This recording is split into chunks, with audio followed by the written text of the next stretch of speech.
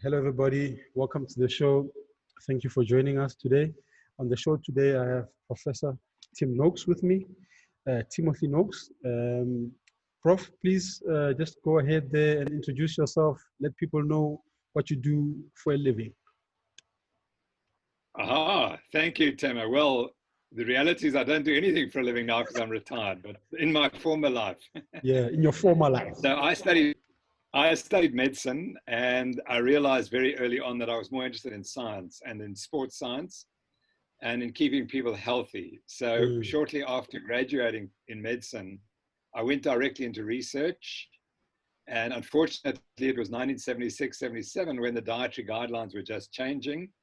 And having been nice and healthy and eating proper foods, I got into this idea that you have to eat lots of carbohydrates, lots of cereals and grains. And I started promoting that idea to athletes. And for 33 years, I advised athletes to eat a high carbohydrate diet. I wrote a book called Law of Running, which became quite famous. And in it, the whole story is you must eat carbohydrates to perform well. And so that was my career. We did some amazing research and started the Sports Science Institute in South Africa, became globally recognized as one of the leaders in sports science, the group in the world. And then unfortunately, I decided to change my ideas on nutrition, and I went on the high-fat, low-carbohydrate Atkins or Banting diet. And that changed my life because I lost all my funding. I was essentially excommunicated by my university. And the Health Professions Council took action against me on the claims that I was acting unprofessionally. And the university said that what I was doing was unscientific and I was harming people by promoting this low carbohydrate, high fat diet. So the only way I could save my reputation was to go to court. And we went to court for 28 days and over 4 years. And in the end, I won on every count. I won 13-0, despite the fact that the Health Professions Council, which is the body that manages doctors in South Africa, had spent more than 15 million rand trying to prove me wrong. We proved that I was right. And we came with all the evidence. We presented something like 7,000 pages of scientific evidence.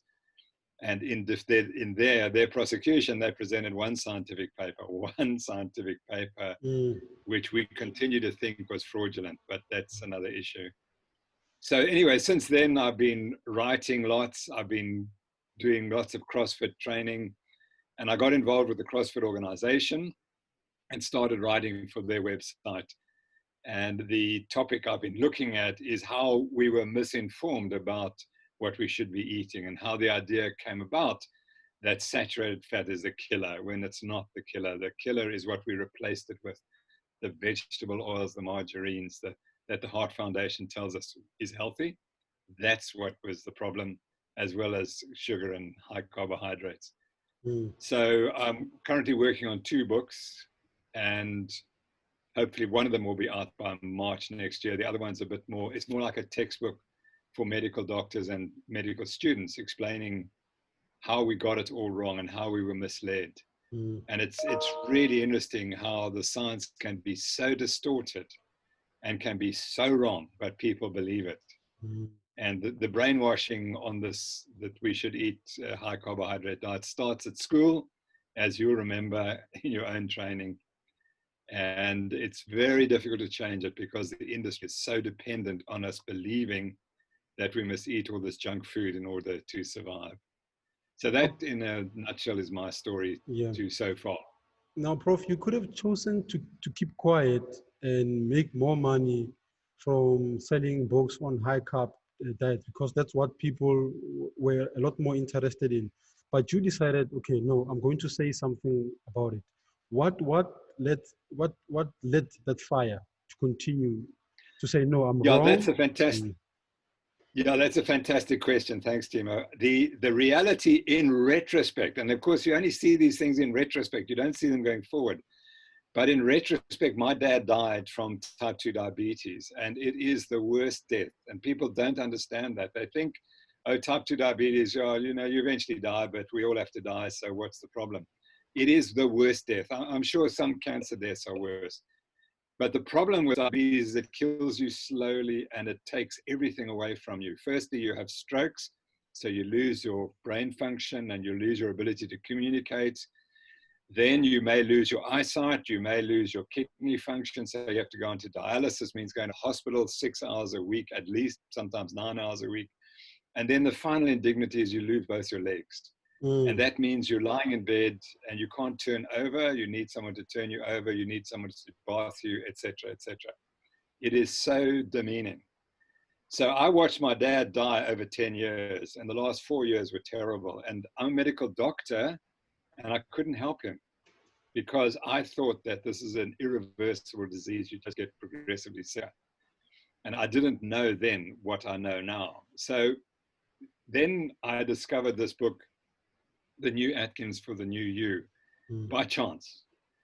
And I was so angry when I read it because it said lose 6 pounds in 6 weeks by eating a high-fat diet, following the Atkins diet. And I was so angry because I knew the 3 authors, and I said that they've sold out to Atkins. That is a disgrace. They are killing people. So I went and got the book immediately, and I opened it, and within 2 hours, I said, oh my gosh, I've been wrong for 33 years. And by lunchtime, I decided to change my diet, and I started to heal. From that moment, I started to get better. And subsequently, I discovered that I have type 2 diabetes, and I've been able to put it into remission on the diet that they prescribe, this low carbohydrate diet. So then I had a choice. I had a choice because people could see I'd lost so much weight. They could see that I'd done something. And so they wanted to say, well, what did you do? So I said, well, I did the Banting low carb Atkins diet. And then eventually I decided I had to write about it, and I started writing about it. And then I ultimately realized that the diet I'd been prescribing was causing type 2 diabetes amongst runners. Because if you read the book and you were like me and you ate the diet I was proposing, you would get type 2 diabetes. So I had a choice, either being honest and saying, listen, I got it wrong. I don't want to kill you. Stop eating this diet if you don't want to get type 2 diabetes. And I made the decision, I just have to be honest. And would I have done it if I'd known what the outcome would be? And the answer is absolutely. It was a tough period of my life and my wife's life and our children's life. So no regrets. Sorry? No regrets on your side. No regrets. And I saw the worst side of my profession, the absolute worst. But I saw the absolute best of some people. And those are the people who I love and respect and will do anything for them because they knew what I was going through and they gave me support.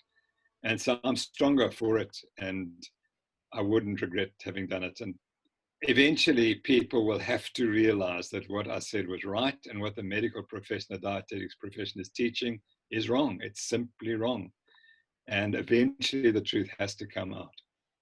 Would you agree that some of these pharmaceutical industries and the food industries, they want people to become obese and overfed and fat and overweight so that they can sell them these pills and medications to keep them hooked? Yeah, unfortunately, that's true, you see. But now when you said or I said, then we're conspiracy theorists. But I've been through it.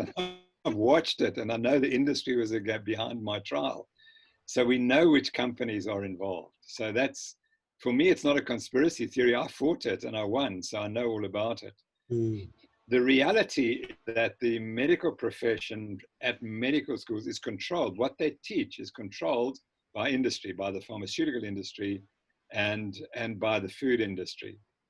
And the teaching of dietetics and nutrition throughout the world is controlled by the food industry. There were no dietitians, professional dietitians, before we got this processed food. Before the 1960s, there were no dietitians. There wasn't a profession.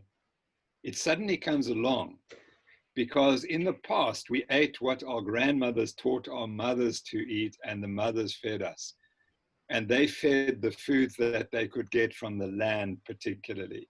But all of a sudden, the industry's come along and it's realized the best way to make money is to put lots of carbohydrate in because that it doesn't go off and it's cheap and you can make people fat as a consequence, as a byproduct.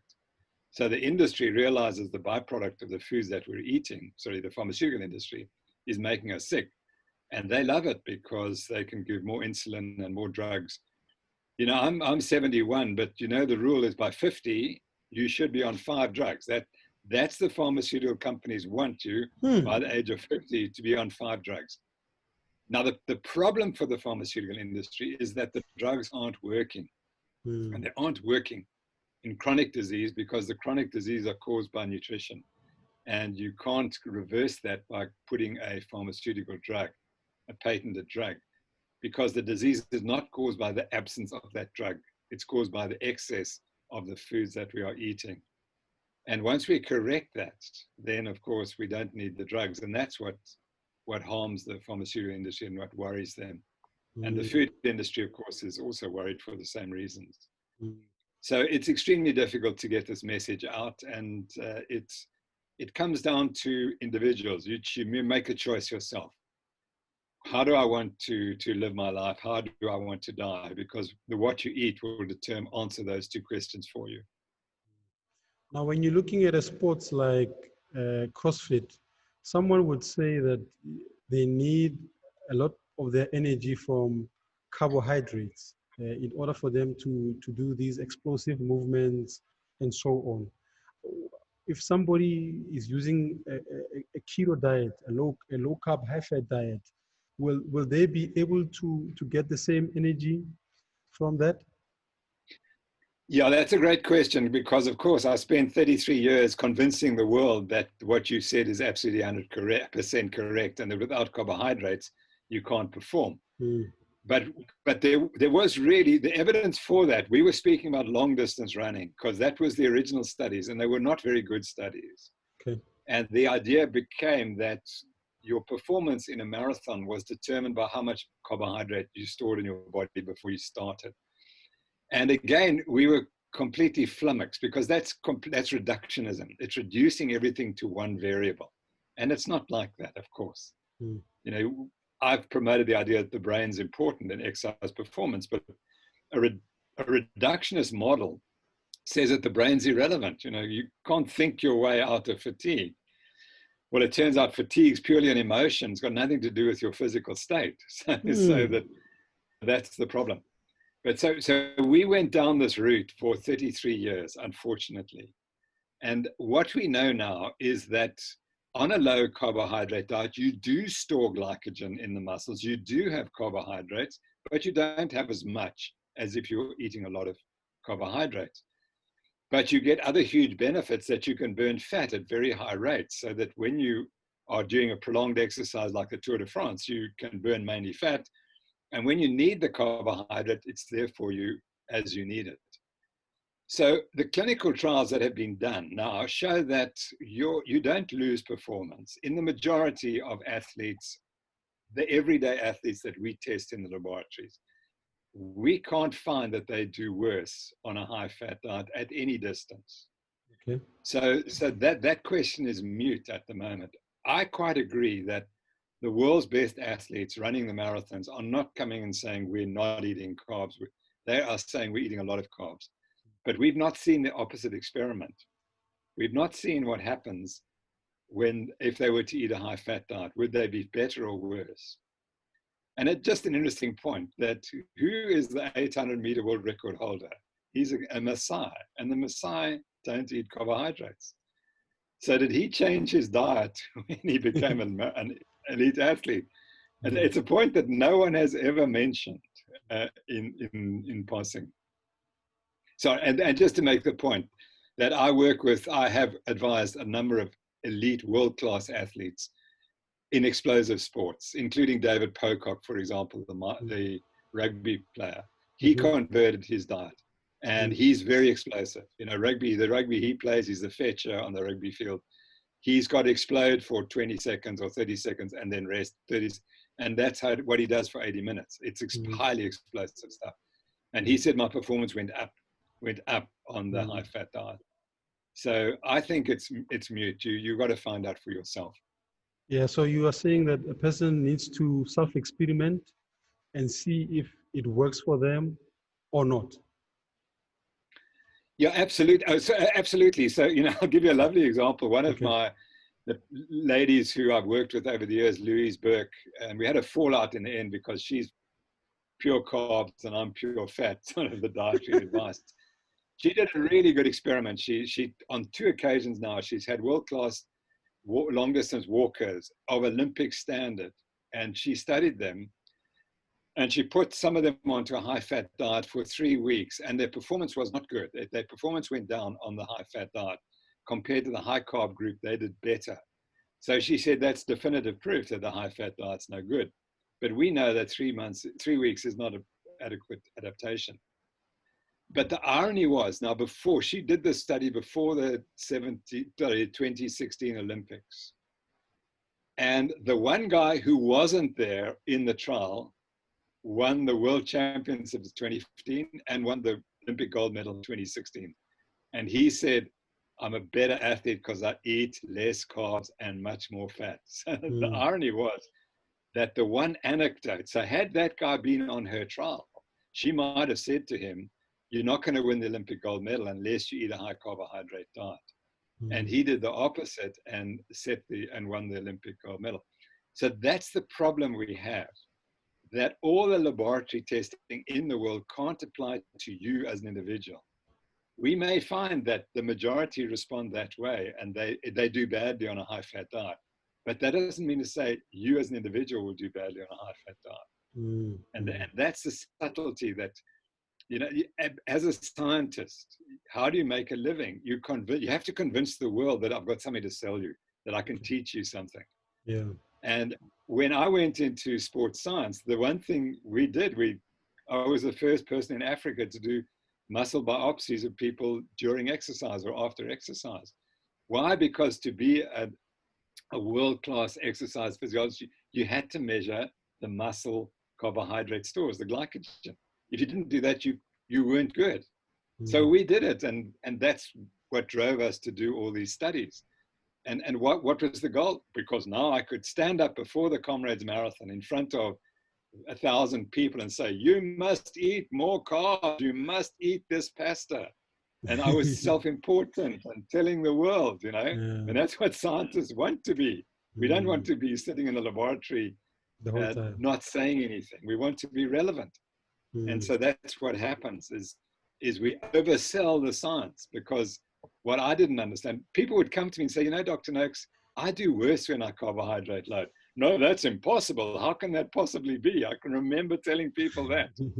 And they said, but Dr. Noakes, I've done this repeatedly, this experiment, and every time I do worse on a high carbohydrate diet. Yeah. And so I'd say, but that's impossible. And that's the way scientists think.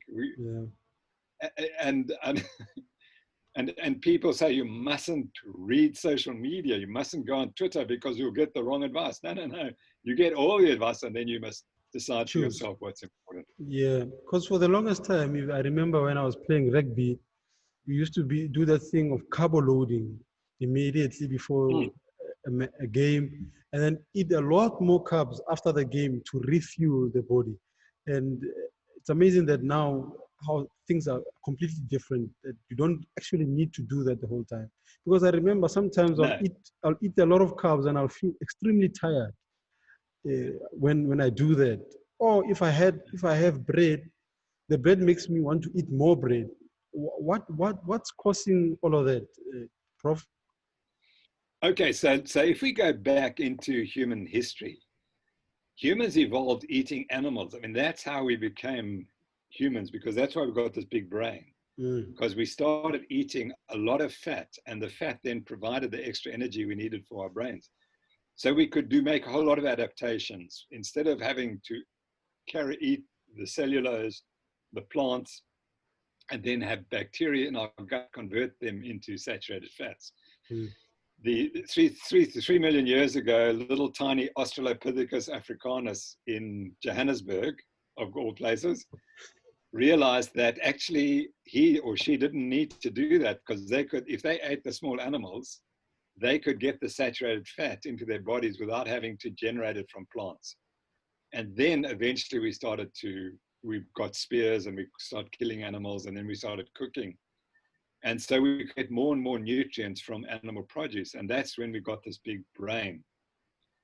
So that's how we went. Now, in that process, the one thing we can't work easily with is carbohydrate. So carbohydrate, when you eat it, it's immediately converted into glucose in the intestine, and it's absorbed as glucose. And the glucose comes directly to the liver and the pancreas. And the liver says, this is a disaster, because if the glucose goes too high, that damages your cells.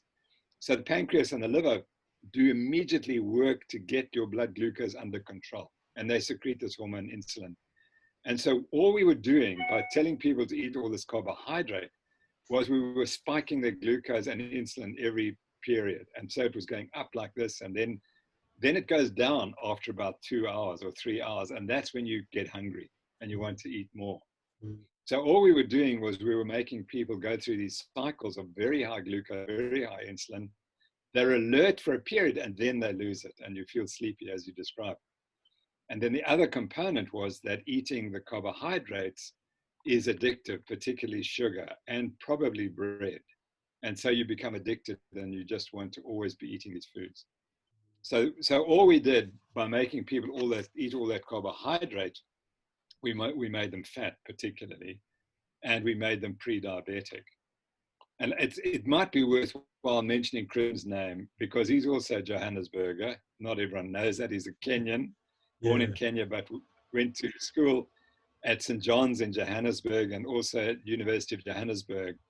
And he was a fatty on the bicycle. he was 8 kilograms heavier in South Africa. Although he was world class, he was, let's say, the 30th or the 40th best cyclist in the world. He was a fatty. He was carrying all this 8 kilograms excess. And then in the Tour of Spain one year, he suddenly decided to lose weight and he started starving himself. And he lost 8 kilograms. He came second in the race. And when he came back to Cape Town to meet his wife, his wife, she was his girlfriend then, she said, gosh, what happened, Chris? You look like a scarecrow, you see. So he said, no, I've been eating this high protein diet and starving myself. And it's working great. So she said, no, you've got to do it a little bit more properly. And so he got experts to help him. And he admits he eats a low carb, high fat diet most of the time. But in competition, and when he has to do really high intensity training, he increases his carbohydrate intake. But it's not enough to make him put on the weight again. That's the key. So his baseline diet is a low carb diet, but he tweaks it. And he does eat quite a substantial amount of carbohydrate during competition. But he can't afford to do that when he's not competing, because he's not burning the carbs. And so he gets fat and he overeats again and so on, which he hasn't done, but that's what would happen. So there's a really good example of someone who would not be the world's greatest Tour de France cyclist at the moment, or last year, I should say. If he hadn't changed his diet, he would just be another cyclist who's 6 kilograms overweight and who can't perform as he might. No, I get you. So he's not really taking off all the carbs, or maybe put it this way: what kind of carbs would you say to somebody to start looking at to eat within their meals? Because you get a lot of processed stuff and unprocessed. Let's just go through that. Yeah, sure. So if we're talking about general health, it's also for athletes, because one of the problems that athletes have if they're eating a high carbohydrate diet, it gives them all the right to eat all the junk foods, to drink the Cokes and to eat the chips and the thing. Whenever they're starving, they just go and grab what's closest at hand. Whereas the beauty of the low carb diet is that you don't get hungry all the time. And so you can be selective on what you eat. So I think that like sweet potato is a good form of carbohydrate. There's some vegetables are good forms. But you must make sure that they're in the natural form. You don't want to go and eat refined carbohydrates because they're just full of sugar, and that's the problem. Because then you eat the sugar and you're addicted to it, and you always search for chocolates and sweets and those things. They have to go, and cakes and cookies. Those are full of bad stuff, and you don't want to be eating them for long-term health. So the reduction of carbs puts the body under ketosis. metabolic state called ketosis. What does it mean to be in a ketosis? So humans are humans because of this condition called ketosis, because it's an emergency response to starvation, and it happens within a few hours. If you don't eat and your blood insulin concentrations start to fall, remember we said that you eat carbs, your insulin goes up. If you don't eat, your insulin starts going down. And that means what happens then is the fat stored in your fat cells is released, and it circulates in the bloodstream.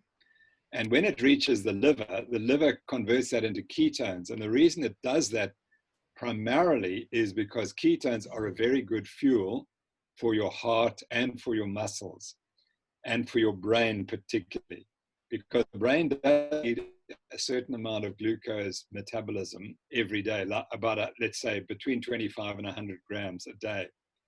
Now, when you're eating a high carbohydrate diet, all that glucose comes from what you eat, goes to the liver releases it, and it keeps your brain going. But if you're not eating it, the liver now has to produce glucose, and it will quickly reduce its glucose production and up the production of ketones, because ketones can be used as a source of energy instead of glucose by all the body parts. And somehow humans evolved that capacity, which was critical. Because if we hadn't got that capacity, every time we stopped eating for a few hours, our glucose would drop down and we'd be in real trouble because our brains would stop working. And particularly during pregnancy and the birthing process, the fetus would simply die if it couldn't use ketones, because the fetus is going to need a lot of food early on, and it gets it from ketones. So ketones are remarkably important. And what people realized in the last 10 years, that ketones have many more different roles. They could be anti-cancer agents. They're definitely anti-inflammatory agents. They induce cell production of certain hormones that are important, and enzymes. So they're a general chemical that is of critical importance to humans. And so keeping in ketosis is pretty healthy, and it keeps your body in good shape. Whereas the suppression of ketosis by eating high carbohydrate diets does the opposite. So you are saying that it keeps you, it's almost like an anti-inflammatory. Yeah, definitely. That is correct. For and somebody, that's only being realized. So, for somebody, sorry, Prof. For somebody who doesn't know what being inflamed and not being inflamed, how would you explain the two? Especially people who exercise. So inflammation is a general response in the body to infection. That's where it's the most prevalent. Okay. So that if you have a virus or a bacteria or a wound on your skin, the body has to go through a process of knocking out the bacteria and the viruses, and then healing the skin, for example. And that's the inflammatory response, which goes over a process. Okay. Now, if it's localized, it's not going to have an effect. So if you cut yourself, you will be inflamed in your hand or the skin, but that doesn't affect the whole body. What's become apparent is that the body is more inflamed, reasons that I'm not absolutely convinced we fully understand.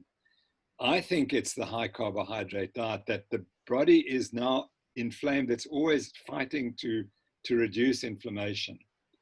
And the more inflamed your body is, the more at risk you are of chronic disease. So it's this chronic inflammatory response that is critical. And key drivers are carbohydrates, and particularly sugar, the fructose in sugar, and being obese. Those are all factors which increase this whole body inflammatory response.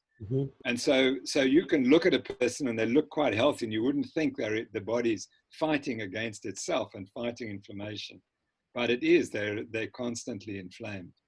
And what we know is that as you reduce your carbohydrate intake and get rid of many of the foods that are so refined, your body's inflammation response comes down, and that appears to be healthy. And we know, for example, let's talk COVID-19. The more inflamed you are at the start, and you're likely to die as a consequence. And COVID's a classic example where it turns on the inflammatory response enormously in people who die. That's what kills people, is this massive inflammatory response that is turned on in people who are diabetic and inflamed, and they can't cope with the virus, and that's what kills them. It's not the sense of the virus, it's the body's response, this inflammatory response that kills the patients. Yeah, because for instance, I lost 3, 4 family members because of the virus, and I remember one of them was a bit overweight, and when she got tested, she had di- diabetes, and I Yeah. think she didn't know that she had it, so she was living with it the whole time until she went to hospital and they got the virus and they found out that she has diabetes. Would you Yeah, say, so let yeah? me show you. This is a paper that was published 2 days ago Okay. from the Risk Western factor. Cape. Okay. Risk factors for COVID-19 in a population cohort study from the Western Cape province, South Africa. Okay. Now, the study shows that something like 70% of the people who died, they were looking particularly with people who had HIV or TB Okay. or didn't have it. So if we just look at the people who didn't have HIV and didn't have tuberculosis, something like 70% had type 2 diabetes. It's astonishing. It's a figure that is at least 20 or 30% higher than in any other country reported. So if you remember the COVID story, early on, the people said there are these other factors linked to fatalities. But the type 2 diabetes was never more than about 35%. In South Africa or in the Western Cape, 70%. So that's the epidemic that South Africans face, is type 2 diabetes. And these, by the way, are the ones who are identified. They didn't test the other 30% who died. They could well have had pre-diabetes as your family member had, because that's the problem. You get this pre-diabetic state, which can last for 10 or 15 years. And that's just as bad as having type 2 diabetes. Now, me and you are almost the same. I think I'm insulin resistant for some reason. I think I gain weight quicker than somebody who can eat whatever they want and then they're fine. With me, it's a different story. I tend to gain weight quick. I didn't know what insulin resistance mean until I started reading some of your stuff and understanding what it means. What does it mean to be insulin resistant? And what happens when you become insulin resistant? Sure. So my opinion is insulin resistance is the normal human state. Okay. And the reason and particularly in populations which have always eaten high animal produce diets. So the most diabetic populations in the world are in fact the South Pacific Islanders, the Fijians and the Samoans. They have diabetes and obesity rates that are off the charts. But go back 40, 50 years before the Second World War, before the Americans invaded or used those islands in the Second World War, they weren't, because they were eating fish and coconut oil. They couldn't grow sugar and they couldn't grow cereals and grains. And there was no food being imported. So they were living on a very high fat, high protein diet, and they were unbelievably healthy. And the Australian Aborigines are exactly the same. They were unbelievably healthy. You see pictures of Australian Aboriginals in the 1930s and 40s. They are unbelievably beautiful and strong. And that's all changed. And it changed as soon as the carbohydrates and the sugar arrived. And these populations have to be insulin resistant because they're not getting any carbohydrate in, and they're never exposed to carbohydrate. So what happens in them is that their livers and the pancreas never see carbohydrate surges in the bloodstream. And so they don't have to be able to distribute this carbohydrate easily. And for that reason, they're insulin resistant, because they're burning fat all the time and they're not exposed to carbohydrate, and they're not used to glucose levels suddenly rising. Now what happens is, so those people, if you give them glucose, the body really struggles. It can't distribute it and get it out of the bloodstream. And that, in a sense, is the insulin resistance. So we test these people by giving them a carbohydrate load, and you notice that their glucose and insulin values go off the charts, because they can't get rid of it.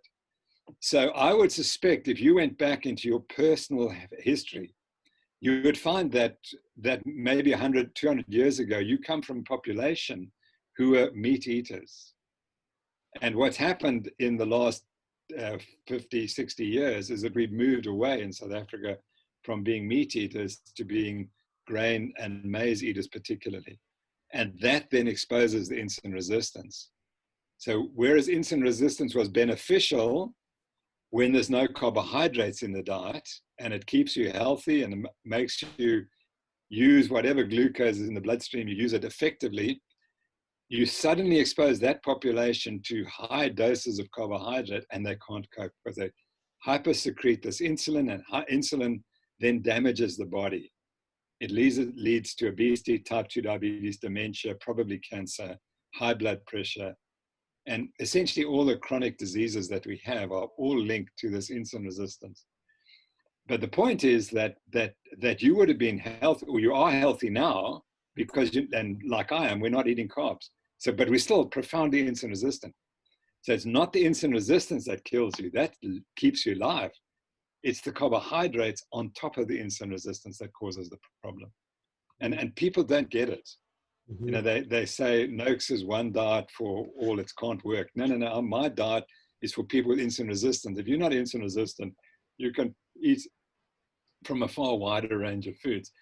But if you're insulin resistant, you increasingly have to restrict your food intake to the foods that won't stimulate your blood glucose and insulin responses. Mm-hmm. And that's the carbohydrates, and particularly sugar and refined carbohydrates. Now, for people who don't have diabetes, would you say that even if you're not diabetic, if you want to live a healthy lifestyle and live longer, would you prescribe such a diet to someone? Well, I would tell people to eat real foods. You see, and when you eat real foods, then you go low carbs, because it's all the refined foods and the industrial diet that we eat today that you buy at the supermarkets. That's what's killing us, because it's full of all sorts of things and high carbohydrates, and then nutritionally poor diets. Then you get your best nutrition from eggs, from meat, fish, and dairy, and some vegetables and some nuts. That's where you get the nutritionally dense food.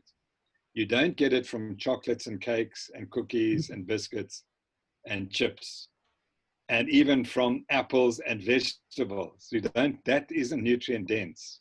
So what we're told today is you must eat lots of fruit and vegetables. That's not true. If you want to eat a nutrient dense food, that's animal produce. And that's incontestable. Whatever the plant-based say, it's not true. Where you get all the nutrients you need, you find in meat and fish and dairy and some vegetables and nuts.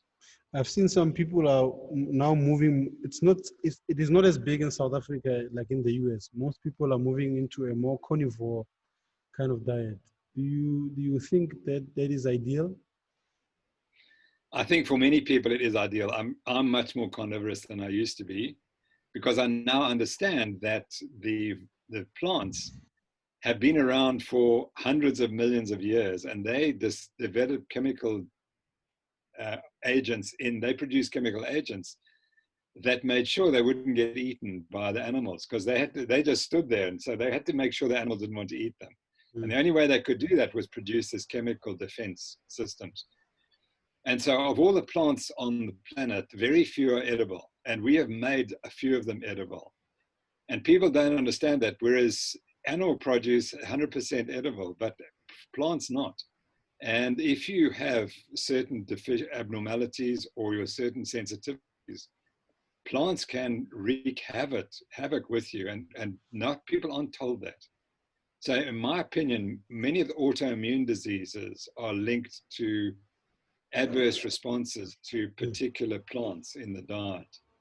And many people have replaced plants in their diet and have improved their health dramatically. And they've got rid of autoimmune diseases.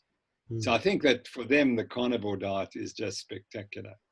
So I would say the more sick you are, then the more likely it is you're going to benefit from a very restrictive diet. And the most restrictive diet in a sense, is a carnivore diet, but it's giving you all the nutrients that you need, and that's the key. Mm. Now, what I've noticed is that you can get a lot more fuller from eating more meat over time. Unlike, because I think you get a lot more satiety from meat than the other macronutrients. That's absolutely correct. So what I try to tell people is that if you want to lose weight, you have to find a diet that satiates you at a lower calorie intake.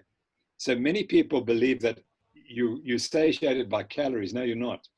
You're satiated by the macronutrient composition of those calories. Yeah. And the less carbohydrate and the more protein and fat, the more satiated you will become. Mm. And that, because that's, you know, what we evolved to eat. And that, you know, lions don't get fat and they just eat meat. And, you know, I mean, it's a facetious argument, but if you look at the carnivore humans who've gone carnivore, they are some of the leanest people that you'll meet, but they're not just lean, they're very muscular as well. And that's because the system is designed to recognize the protein and the fat. And when it says, okay, you've got enough calories now, we don't need more nutrients, then you're fully satiated. Mm. But with carbohydrates, unfortunately, you're never quite getting all the nutrients, and you're not getting enough protein or enough fat. And you'll continue to eat until you finally get enough of that protein and fat that is satiating. And that probably is what drives the hunger, is the search for protein and fat. And until you satiate that, you're not going to lose your hunger. And the more carbohydrate you have, then you're just going to eat more calories, because you still got to get that protein and fat, and then but you only get there when a whole bunch of carbohydrates as well. Yeah, because a lot of women tend to not eat a lot of protein. Instead, they are advised to eat more salads, lots and lots of salads, and then not enough protein in it. Why is mainstream selling that to people? Why can't it be, find a way that can work for you? Instead, no, eat more salad. Yeah. And people go hungry. Well, it goes back to Mr. Kellogg's in the late 1900s or the 1800s, and he started this vegetarian movement. And then there was the Seventh-day Adventists, of which he was a part. And the Seventh-day Adventists say that meat is bad for you, and that comes from one individual who had a vision one night, and she woke up the next morning and said, meat causes cancer and meat's bad for us and we must stop eating meat. And the Seventh-day Adventists have had an enormous influence on the dietary guidelines globally. And it's remarkable. For example, the chief prosecution witness against me is a signatory to a document which says plant-based diets are the only way to go. So now she drew up the South African dietary guidelines. And she believes in the planetary diet, which is absence of animal protein and lots of plants and vegetables. But that's hidden. She never acknowledged that, and no one makes that point. But then the professional organization like the International Life Sciences Institute, which is a front for Coca-Cola and for these plant-based people. And that controls the dietary advice that we're given. There's a good study showing that 30 countries, the dietary guidelines were driven by this organization through its dietitians, who then advise the different governments. So that's the problem. We're fighting the Seventh-day Adventists who promote the plant-based diet, and the argument that plants make you healthier and it's better for the environment. And that's actually not true either. So whenever you see a picture, I would love to see a picture of a healthy diet which has got eggs and meat and fish and vegetables. It's always fruit and veg. Go onto any dietitian's website in South Africa, and particularly the one who wanted to charge me or reported me, and all you see is fruit and vegetables. You don't see meat. And that's because the power of the Seventh-day Advent and their control of what's been done over the last 100 years is unbelievable. I think, Prof? Yeah, you were saying, Prof? So where did we get lost? I think I'd finished when it just cut out. Yeah. Now, at some point, I heard you saying that people don't really need any carbs at all. No, people don't really need vegetables at some point. I heard you say that. Well, Yeah. that's the carnivore opinion, Okay. that you can get everything from the other cells. So I saw a lovely statement yesterday, which I'd never thought about. Yeah. And this was, if you were building a car, where would you get the spare parts? Would you go to a place where all the old cars are collected, or would you go to a computer shop, which has got all computer spares? And the irony, the implication is, if you want to build a human, you must go and eat the cells that look like human, i.e. animal produce. You can't go and eat vegetables because they're totally different. You can't build a car on computer parts. And I mean, that's a really good analogy. And the argument of the author, who's a carnivore, is that animal cells contain all the nutrients that our cells need. So why do we have to go and look elsewhere in addition to that? And that seems to make a little bit of sense. So the closest you can come to your own cells is animal cells. They're virtually the same. So as long as you're eating animal cells, you'll be getting the nutrients you require. But to come back to your carbohydrate story, the liver produces lots of glucose. And my problem is, like all type 2 diabetics, I have a liver that overproduces glucose. And the only way I can control that is by not giving any carbohydrate to my liver. It must carry on and produce its own carbohydrate. And as long as I keep my carbohydrate intake very low, I can keep this under some sort of control. But we never tell diabetics that. We tell them they've got to eat carbohydrates 3 times a day or 4 times a day. And that kills the patient. So diabetic patients don't die of the disease, they die of the treatment. It's incorrect treatment.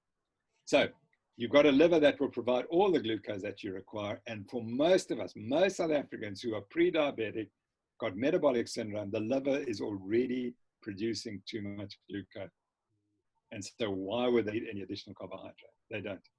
I have a lovely slide which shows why you need protein and why you need fat. And there's a long list like this for protein, a long list like that for fat. For carbohydrate, it's one line, energy. That's it. Only carbohydrate, it just gives you energy and makes you fat. That's it. Nothing else. Can't do anything else. Yet the dietitians tell us we must have 60% of the diet made from carbohydrate. It makes absolutely no sense whatsoever. Prof, the fat that we get from these meals, is it accessible to us immediately, or does it take time before we use it for brain function? Yeah, you don't access it immediately. So what happens is, when you eat fat, the intestine packages it into particles, which are then distributed around the body, and they're actually taken up by the fat cells. So most of the fat in the body, in almost all of it, comes directly from fat in the diet.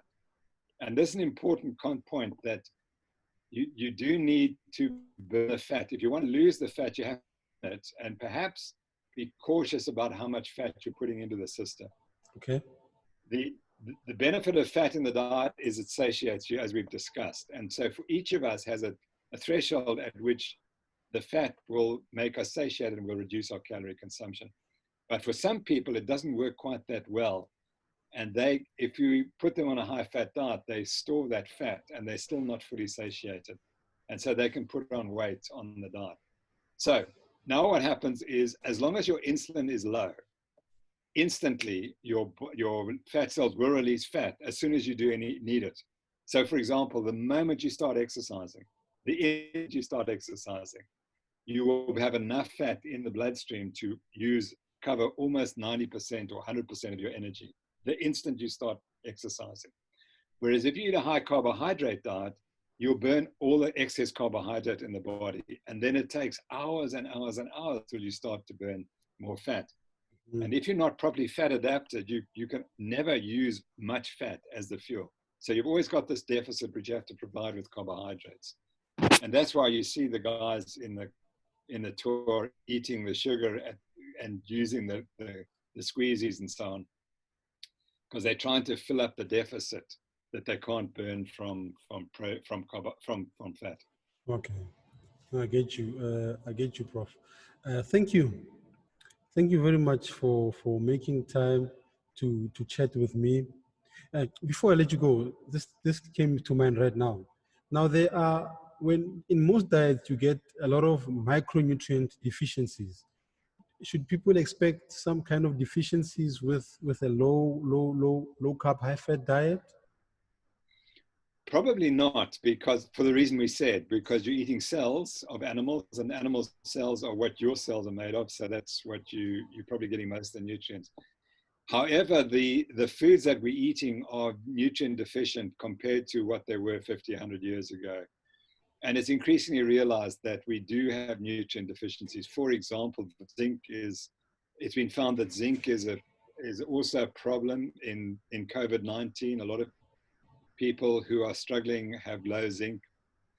Vitamin D is low because that comes in animal produce and milk and dairy. And if you're not eating your milk and dairy, you're going to be vitamin D deficient, or if you're not out in the sun. So vitamin D deficiency is another one. And I suspect that there are a wide range of deficiencies. And the key point is that they seem to be less in people who are eating a proper real food diet. But if you're eating a high carbohydrate diet of refined foods, it's very probable that you will have multiple deficiencies. I think magnesium is another one that you need to mention, but these are only a few of the abnormalities. And it's really interesting that COVID-19 is showing that, for example, there's one trial showing vitamin D deficiency prevented fatalities. I mean, it's vitamin D treatment prevented fatalities. And so I think we're going to realize that the probability that you will die of COVID-19 is strongly influenced by what you eat. And it's strongly influenced by the deficiencies, the dietary deficiency that we've described. Yeah, I agree. I totally agree. I think people need to eat real food, exercise, get some sunlight, sleep better, and build relationships. Meet people and stop being indoors the whole time. I think some of that vitamin D may be killing a lot of people, and we're just not aware of it. People are very lonely. Absolutely. Yeah. No, absolutely. Very important. All those points that you raised. It's not just diet, but in my opinion, after my years of experience in medicine, diet's number one. You've got to sort out diet first. And you can sort out all those other things, but if the diet's wrong, you're still going to die of diabetes and insulin resistance. Mm-hmm. Okay, Prof. So I'm going to ask you 4 questions before I let you go. They're called dynamic questions. I always try to ask my guests before I let them go. The first question is, if you had to have lunch with anyone in the world who is still alive, who would that person be and why? Yeah, I was going to say God, but God is alive, because I'd really like to know where we're going, because we're in real trouble at the moment. That's a good question. Yeah, and I would like to know where we're going. So I'll stick with God on that question. I'd like to lunch with God. Yeah. I'd like to have and ask him where exactly are we going? Yeah, exactly. Okay, so if you had to give anyone, I see you've got a lot of books. If you had to recommend a book to anyone, which book would that be and why? Yeah, okay. So I will think about that. As a medical doctor, I think my great friend is Nina Teicholz, and she wrote this fabulous book, Big Fat Surprise. Big Fat Why Surprise. meat, cheese, and butter should be part of a healthy diet. So I'm very close to Nina, and she was one of my expert witnesses. And I think that if you're a medical doctor, you absolutely need to read that book to begin to understand how the science was distorted that made us believe in a low-fat diet is healthy. And the book that goes with it is Gary Taubes' book, Good Calories, Bad Calories. Those are the 2 most important books written in medicine in the last 50 years, in my opinion. Because if you've read both of those books, excuse me, if you read both of those books, you really understand why nutrition got it all wrong and how we have to change.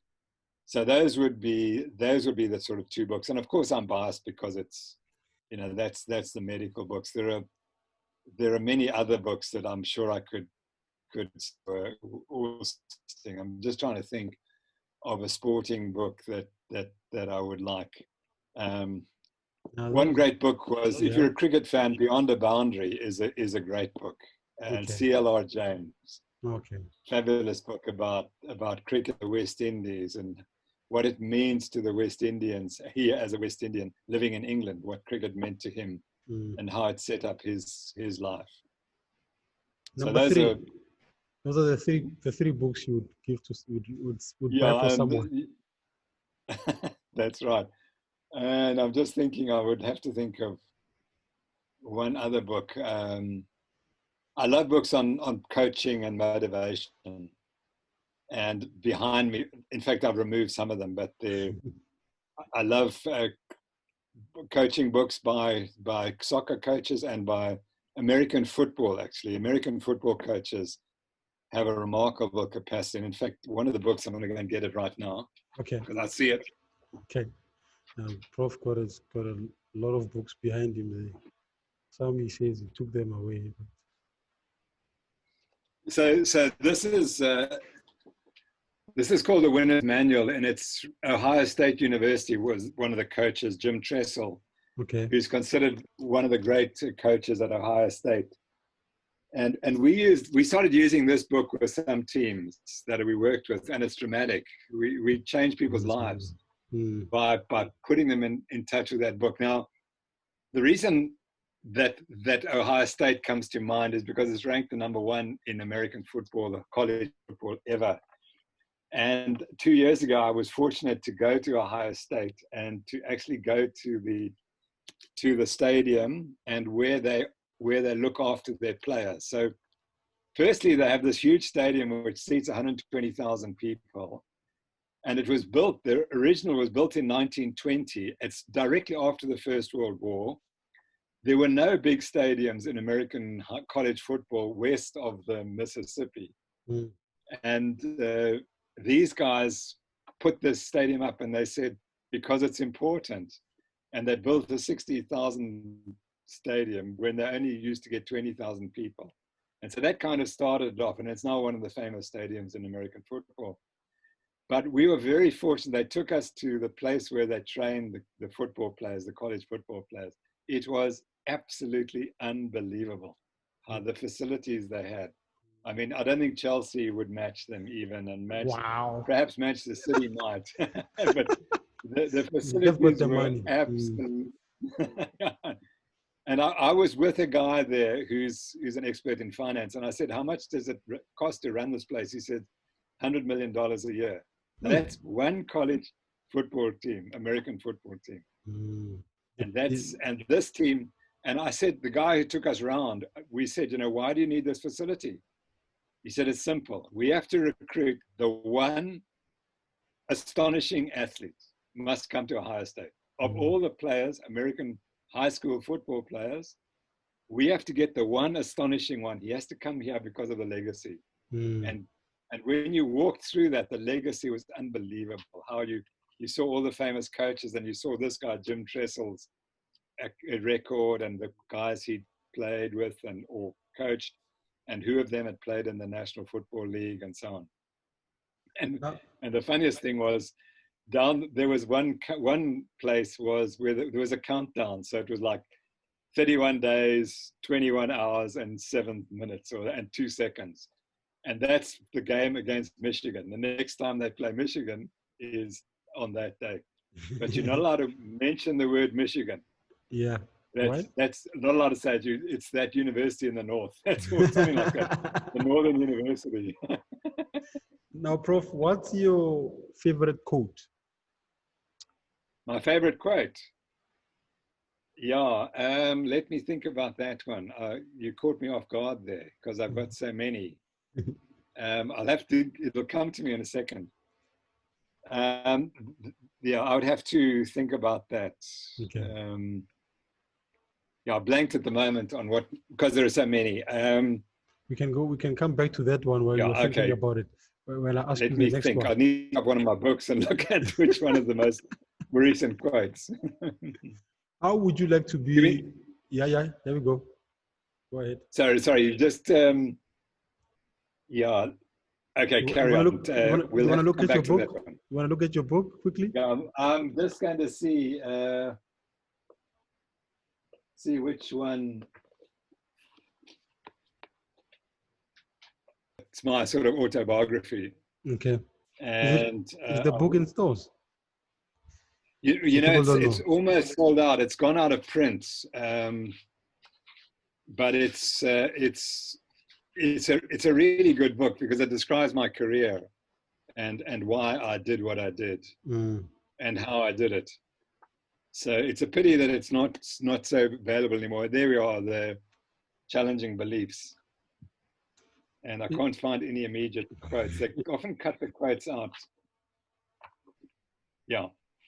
So we'll have to leave that one in abeyance. Okay. How would you like to be remembered, Prof? Yeah, I'd like to be remembered as the guy who took on industry and won. You know, that I tried to expose the dishonesty in the system and tried to help people get healthy and made them realize that it's all about nutrition and we have to think for ourselves.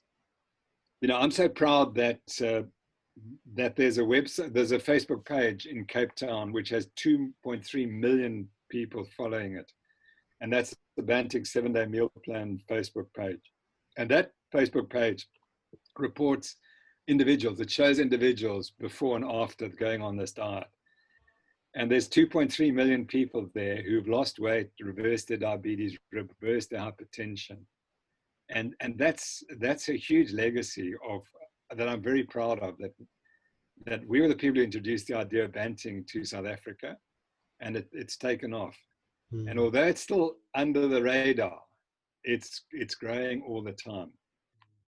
And people underestimate how much it's spread.